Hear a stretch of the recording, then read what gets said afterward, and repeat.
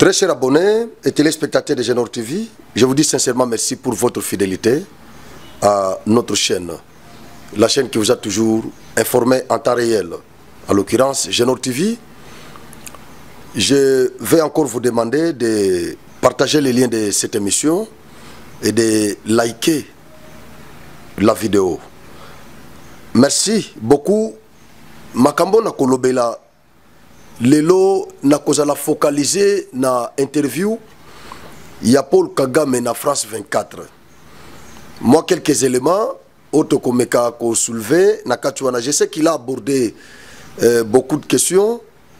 Toko kokate vraiment ko kende ko décrypter discours nae ou bien ba propos nae nyonso na interview oyo. Mais ezana moi quelques points on a soulevé place oyo. Ya liboso tango Kagame a lobby qui a après pour la guerre na RDC si cela est possible. Pourquoi ake kolobela lobela on a ba chaîne na bangote mais ake kolobela na France 24. Est-ce que eza penza souci vraiment ya Kagame ya kosala guerre pesa solo ou bien ya langui sur roche tokome kempe kolobela yango parce que toza na plateau ya tolobelango alobi azapre si c'est possible ya kosala guerre na RDC.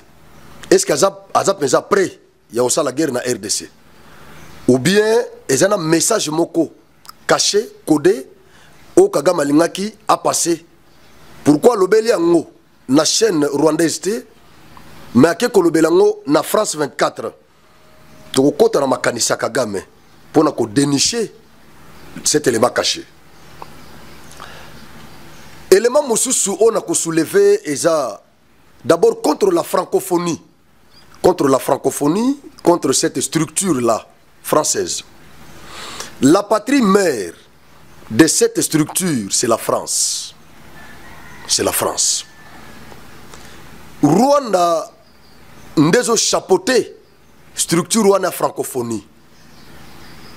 Mais président ya pays où ils ont chapeauté francophonie a sali interview na chaîne française n'anglais. Babandi ko traduire na français pour que ba pays francophone balanda yango makambo yo président ya pays où ils ont chapeauté francophonie azoloba sur le plateau de la chaîne française.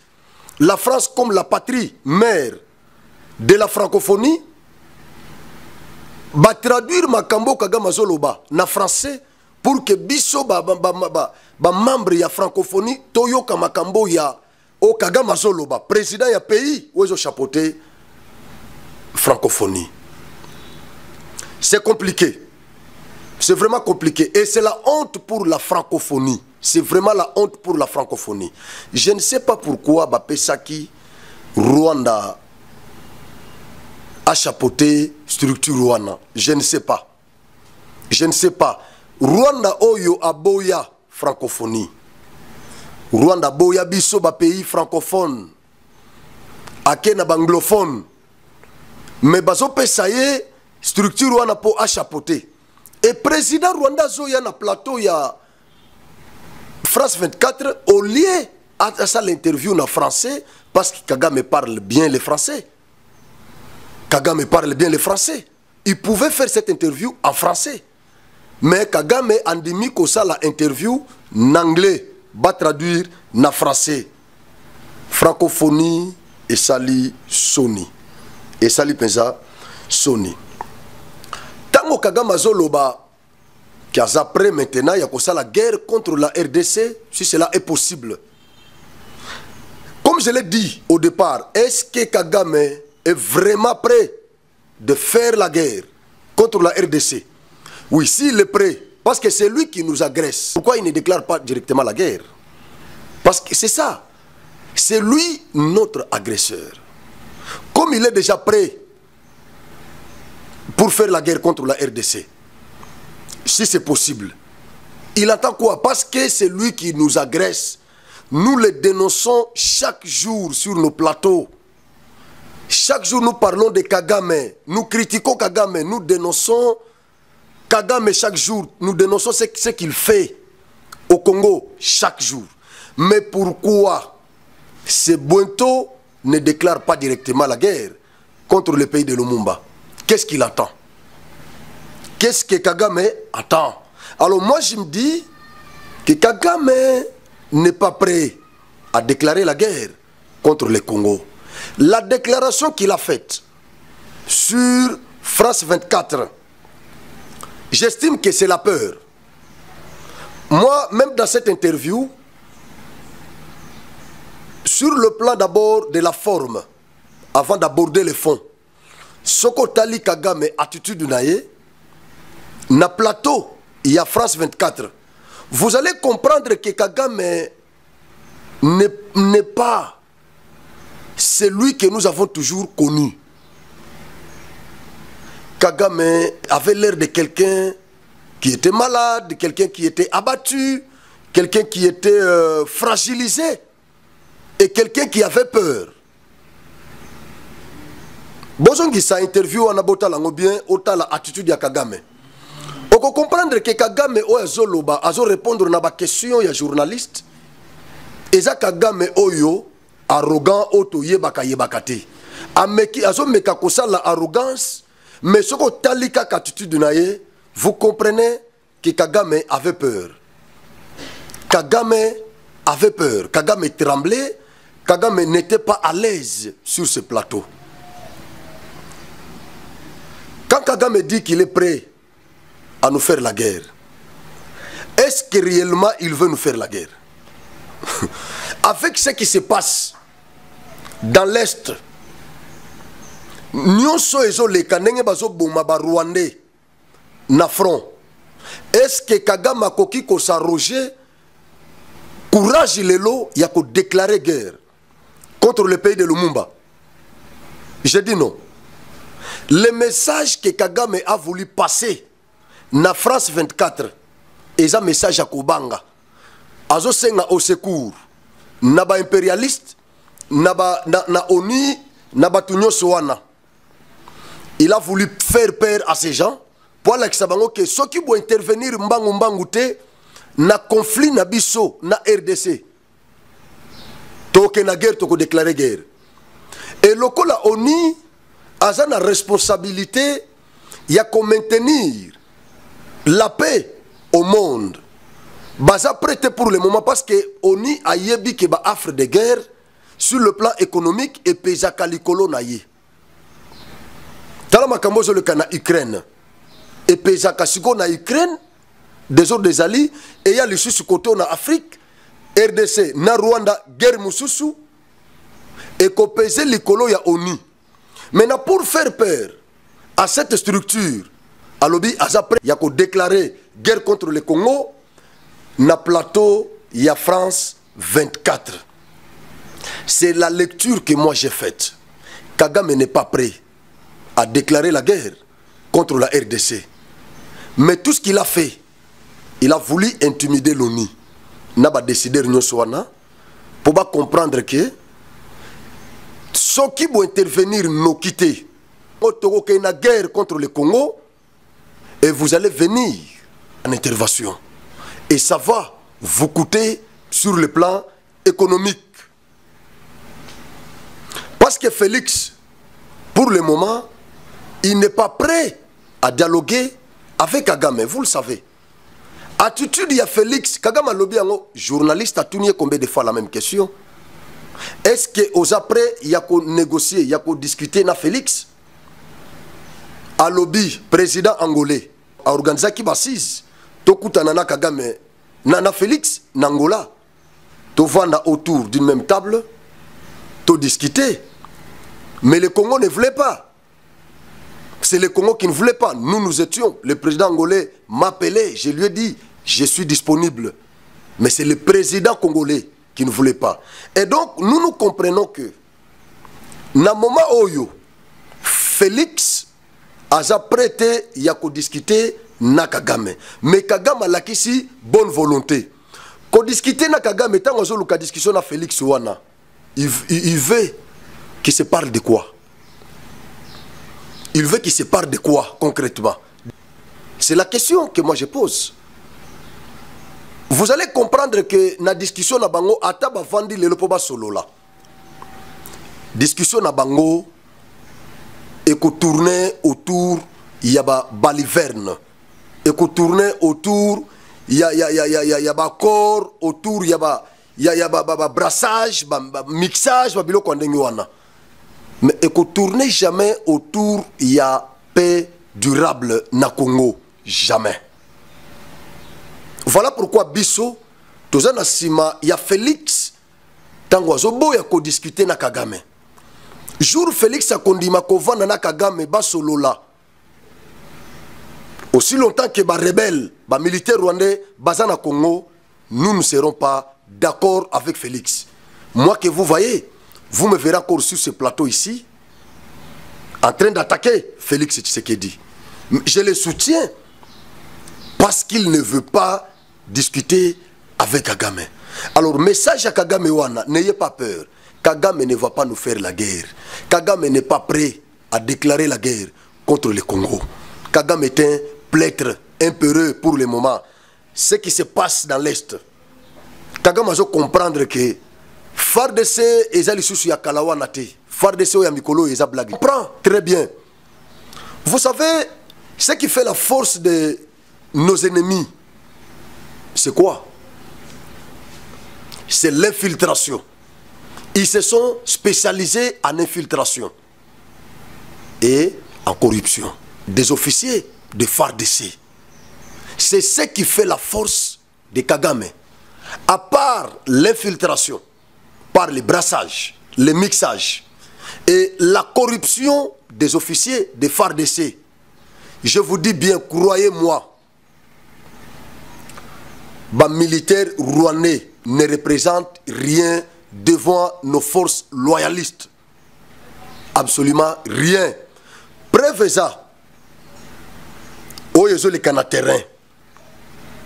Batinda ki brigade moko spéciale. Awa. Kagame keti suka atindi brigade spéciale na Congo. Na Kanyabayonga. Balave bango. Force na biso spéciale. Et neutraliser bango nyoso. Babotoli minduki na bango, babotoli ba équipement na bango, bango nyoso décimé. Kagame a commis qu'on recruter en désordre. Kagame zo bomisa ba jeune ebele na Congo. Il y a un jeune oyo ayaki ba recruter qui est balobi na RDC ndesika paradis ezali. Bazo kosa kosa bango na ba discours moko ya lukuta. Batindi jeune garçon wana na Congo aya kobunda. Pembeni ya M23. Bandeko, le garçon est arrêté par les FARDC. Azana maboko ya FARDC. Photo na ye yango wana oyo balance. Achelibino a illustré. Garçon akangami na FARDC, unité na ye oya yaki nango ba jeune nyonso ya o ba recrutaki na Gitarama. Tous ces jeunes là nyonso décimés par les FARDC. Donc blague ezate na est ne tozolo ba penza makamoto lobaka eza blague te. Tozana ba image mususu na ba téléphone na biso na lobaka moyen ko balancer yango. Moyen ta ko illustrer yango na ba émission ezalaka te parce que YouTube a pekisa biso ko balancer ba image ya ndenge wana. Alors nous sommes au courant de ce qui se passe na est pour le moment. Ba force na biso loyaliste bazo sakanate. Armée na biso bazana minduki. Eza structuré pour le moment. Corruption ya ba officier militaire. Eza li susu ndenge ezalaki wana te. Eza li susu ndenge ezalaki te. Mikolo yo Ba officiers nyonso militaires, ils ont compris que service na biso renseignement eza makasi. Soki kaka au lieu mbongo ya M23 pote ka plan service de renseignement militaire bazo koyela yo et tu te retrouves en prison. Moi c'est na bana batika limbongo na pe okole angote. Alors les officiers militaires congolais ont compris j'ai ya ennemi. Basali ratissage. Yango bato bazolo bake Jean-Pierre Bemba a salé le côté na ministère de la défense. Ngana contre bango. Jean-Pierre a fait un travail. C'est normal. Jean-Pierre a quitté, il n'avait pas normalement l'obligation des résultats. Parce que c'est une guerre. En tant que ministre de la défense, Ata Oya Kotioyo, il n'a pas l'obligation des résultats. Il a l'obligation des moyens. Il a l'obligation des moyens en tant que ministre. Il faut alouker la basoda minduki apé sabango moyen kobunda. Ozomona moyen kobunda sur terrain. Mais résultat il y a obligation parce que résultat il y a obligation il y a résultat et ça ko incombe yete parce que y a kinaka na front kobunda te. Ba moyen na biso financier et cause à la temps monsieur Zamouké. Il y a côté adverse eza ebelé. Donc ministre a okendeye moko zo ba ennemi nyonso tumba bangote. Ministre azo bunda pour sortir armée na biso na ba moyen. C'est ça le problème. Ce que tombeki bitumbe sili nous applaudissons. Bitumba oyo e outil le loté bani na Jean-Pierre Bemba te, bitumba oyo bandi kala, même na Félix c'était. Ce que zaki facile par une baguette magique. Félix alinga sili sango. Mais au moment où bunda bunda tie comme la province monsieur comme pénalisé mbongo nyonso ezoke na est c'est comme pour dire que bitumba na eza facilité. Le travail que Jean-Pierre Bemba a fait lokola Jean-Pierre Bemba ayebi ba militaire nyonso ba rebelle ayebi ba o baza ba rwandais o baza ba congolais o baza ba infiltré ayebi ba to ba kotaki na mixage na armée na biso Jean-Pierre Bemba ayeba ki bango. Alors le rôle que Jean-Pierre Bemba devait jouer ezalaki ya kosala ratissage na armée na biso kolongola ko extirper ba élément dangereux nyonso bazaki na armée. C'est le rôle que Jean-Pierre Bemba a joué.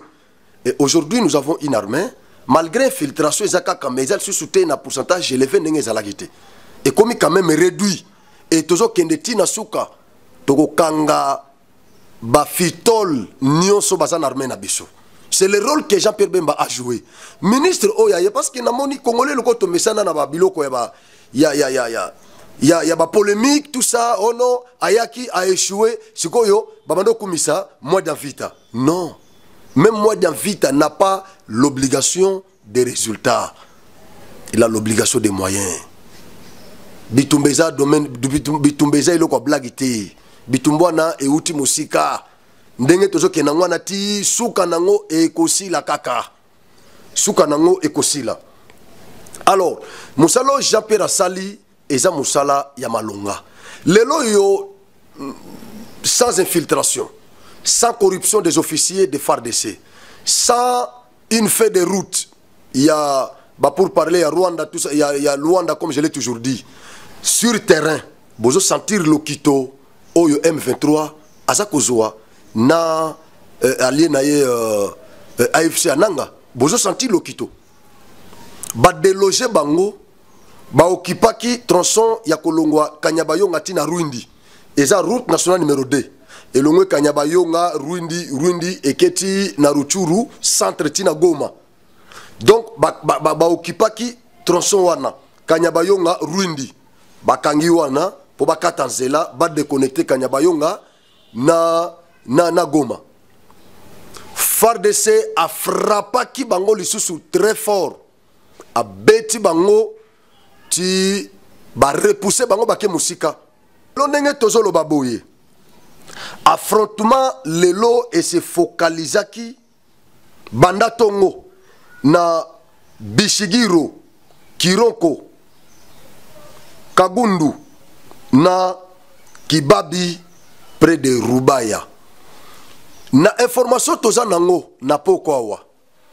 Eza que quelques villages na ona oti kotanga eza déjà récupéré.